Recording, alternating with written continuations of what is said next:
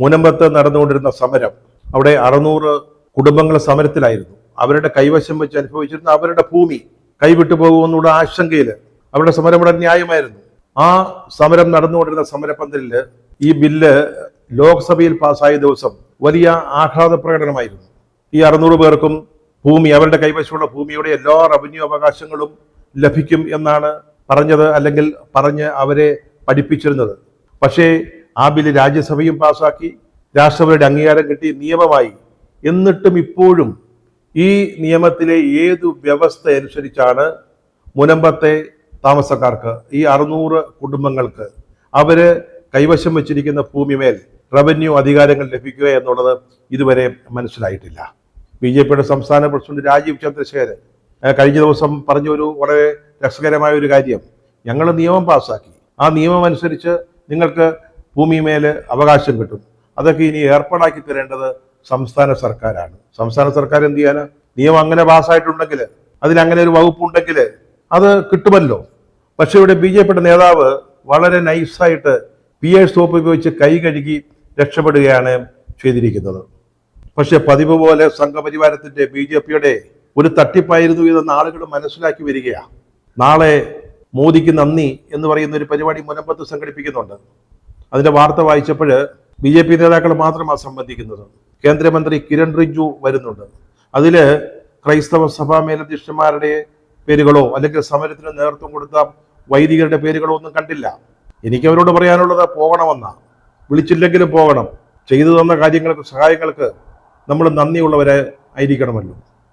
നക്കാപ്പീച്ചു നൽകിയും മോഹന വാഗ്ദാനങ്ങൾ കൊടുത്തും ക്രൈസ്തവരെ കൂട്ടത്തോടെ BJPയുടെ ആലയിൽ കൊണ്ട് കെട്ടാം എന്ന് ചില BJP നേതാക്കൾ ആഗ്രഹിക്കുന്നുണ്ട്, അല്ലെങ്കിൽ സ്വപ്നം കാണുന്നുണ്ട്. അവരുടെ സഹായത്തിന് ഈ ക്രൈസ്തവ സഭാ വിഭാഗങ്ങളിൽ തന്നെ ചില അച്ചാരം വാങ്ങികൾ രംഗത്ത് വന്നിട്ടുമുണ്ട്.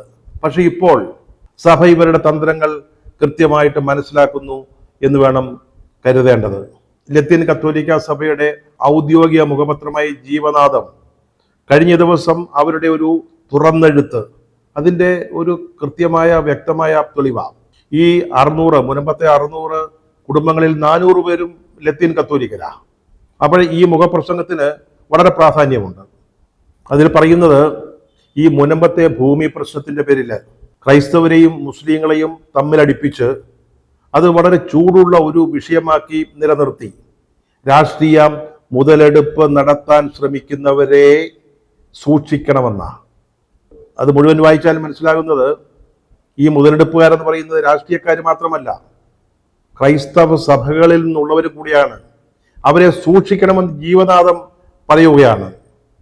മലയോര പ്രദേശങ്ങളിലും കുടിയേറ്റ മേഖലകളിലും പരീക്ഷിച്ചു ജയിച്ച ഒരു തന്ത്രം, അവിടുത്തെ പോലെ വിദ്വേഷത്തിന്റെ കൊടി പാറിക്കാൻ മുനമ്പം ഒരു വേദിയാക്കാമെന്ന് ആരെങ്കിലും കരുതുന്നുവെങ്കിൽ, അങ്ങനെ ആരെങ്കിലും ഊറ്റം കൊള്ളുന്നവരുണ്ടെങ്കിൽ അവര് പുതുമഴയിലെ ഈയം പാറ്റകളെ പോലെ ഈ തീരത്തു തന്നെ വന്നടിയുമെന്ന് ജീവനാദം മുന്നറിയിപ്പ് നൽകുന്നു.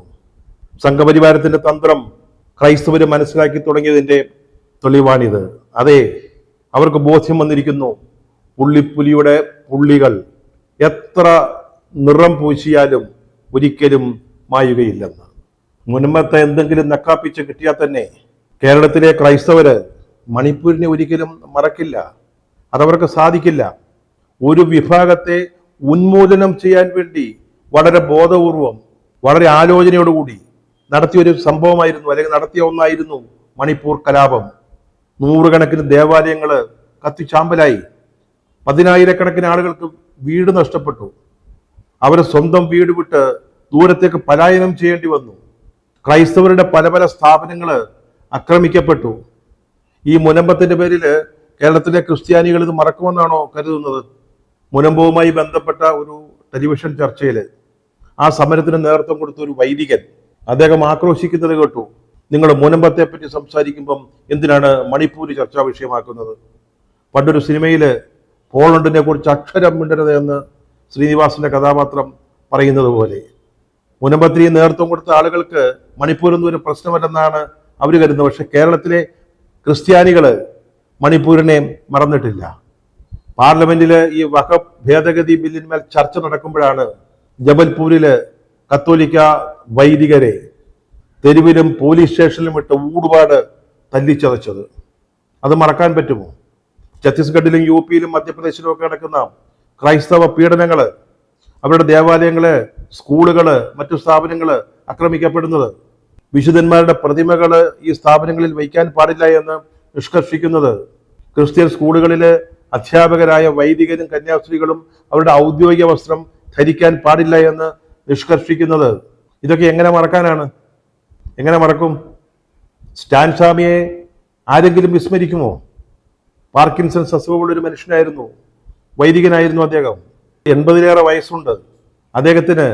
ഈ കൈകൾ വിറയ്ക്കുന്നത് കൊണ്ട് ഒരു സ്ട്രോ ഘടിപ്പിച്ച് ഒരു കപ്പ് പാലോ വെള്ളമോ കുടിക്കുന്നതിന് വേണമെന്ന് പറഞ്ഞിട്ട് പോലും അത് നൽകാതെ അദ്ദേഹത്തെ ജയിലിലെ ഇരുട്ടിലും ചൂടിലും മരണത്തിന് വിട്ടുകൊടുത്തത് ആർക്കാണ് വിസ്മരിക്കാൻ സാധിക്കുക? ഏറ്റവും അവസാനം ഓർഗനൈസർ വന്ന ലേഖനം, അതിന്റെ പൊരുൾ എന്താണ് എന്ന് ഇവിടുത്തെ ക്രൈസ്തവര് മനസ്സിലാക്കുന്നുണ്ട്. കത്തോലിക്ക സഭയുടെ സ്വത്തിനെ കുറിച്ച് അവരെഴുതിയ ലേഖനം, അതിന്റെ പിന്നിലെ ഉദ്ദേശം ആളുകൾക്ക് മനസ്സിലാകും. ഇപ്പോൾ ഇതാ ഏറ്റവും അവസാനം ഇന്ത്യയിലെ തന്നെ ഏറ്റവും പ്രധാനപ്പെട്ട ക്രൈസ്തവ ദേവാലയത്തിലെ ഏറ്റവും പ്രധാനപ്പെട്ട ഒരു ചടങ്ങിന്, കുരിശിന്റെ വഴി, കുരുത്തോല പെരുന്നാളുമായി ബന്ധപ്പെട്ട് അതിന് അനുമതി നിഷേധിച്ചിരിക്കുന്നു. ക്രൈസ്തവരുടെ ഉദ്ധാരണത്തിന് വേണ്ടി നരേന്ദ്രമോദി അദ്ദേഹത്തിന്റെ മന്ത്രിസഭയിൽ എടുത്തൊരു ക്രൈസ്തവ നേതാവുണ്ട്, ജോർജ് കുര്യൻ. കഴിഞ്ഞ ദിവസം രാജ്യസഭയിൽ അദ്ദേഹം നെഞ്ചത്തടിച്ച് കരയുന്നത് കേട്ടു, അല്ലെങ്കിൽ കണ്ടു. I am a Christian, don't insult me. Empuraan എന്ന് പറയുന്ന സിനിമയുമായി ബന്ധപ്പെട്ട് ജോൺ ബ്രിട്ടാസ് എന്തോ പറഞ്ഞപ്പോ ചാടി എഴുന്നേറ്റതാ. I am a Christian, don't insult me. I am a Christian. Don't insult me. These communists want to insult every religion.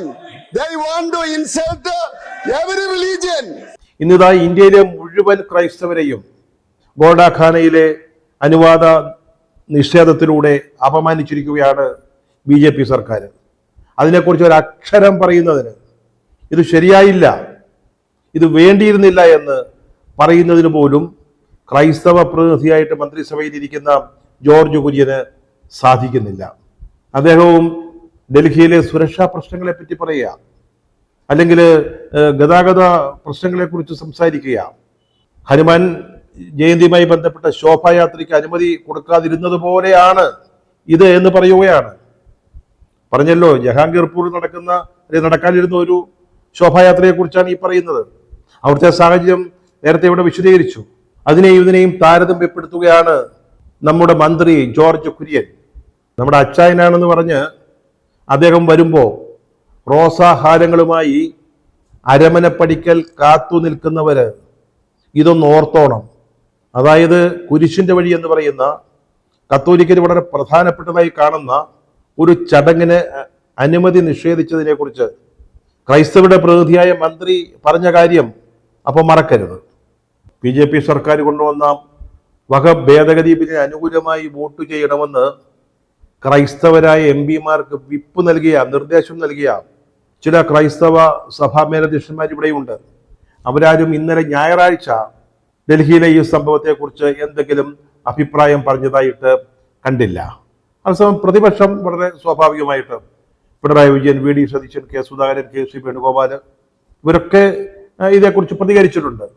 അവരൊക്കെ പറയുന്നത് ഭരണഘടന ഉറപ്പുവരുന്ന മതസ്വാതന്ത്ര്യം, മതനിരപേക്ഷത, ജനാധിപത്യ മൂല്യങ്ങൾ, ഇതിൻ്റെയൊക്കെ ധ്വംസനമാണ് അവിടെ നടന്നതെന്ന, ന്യൂനപക്ഷങ്ങളെ അടിച്ചമർത്തുന്നു എന്നൊക്കെ അവര് ആക്ഷേപിക്കുന്നുണ്ട്, അല്ലെങ്കിൽ ആരോപിക്കുന്നുണ്ട്. ഫാസിസ്റ്റ് നടപടിയാണ് എന്നൊക്കെ പ്രതിപക്ഷ നേതാക്കൾ പറഞ്ഞു. ഇതൊക്കെ കേൾക്കുമ്പോൾ വാസ്തവത്തിൽ ചിരിയാണ് വരുന്നത്. കാരണം മറ്റൊന്നും കൊണ്ടല്ല, പ്രതിപക്ഷം ഈ പറയുന്ന മൂല്യങ്ങൾ, മതേതരത്വം അല്ലെങ്കിൽ മതസ്വാതന്ത്ര്യം, ജനാധിപത്യം, പൗരസ്വാതന്ത്ര്യം, സർ, ഇതൊന്നും BJPക്ക് അത്ര സ്വീകാര്യമായ കാര്യങ്ങളല്ല. അവര് മതസ്വാതന്ത്ര്യത്തിലോ മതനിരപേക്ഷതയിലോ ഒന്നും വിശ്വസിക്കുന്നില്ല. പിന്നെ എന്തിനാണ് അതിന്റെ ലംഘനമാണെന്ന് പറയുന്നത്? ഭരണഘടനയെ ചുംബിക്കുകയും ആദരിക്കുകയും ഒക്കെ ചെയ്യും, പക്ഷേ ഭരണഘടനയോട് യാതൊരു ബഹുമാനവുമില്ല.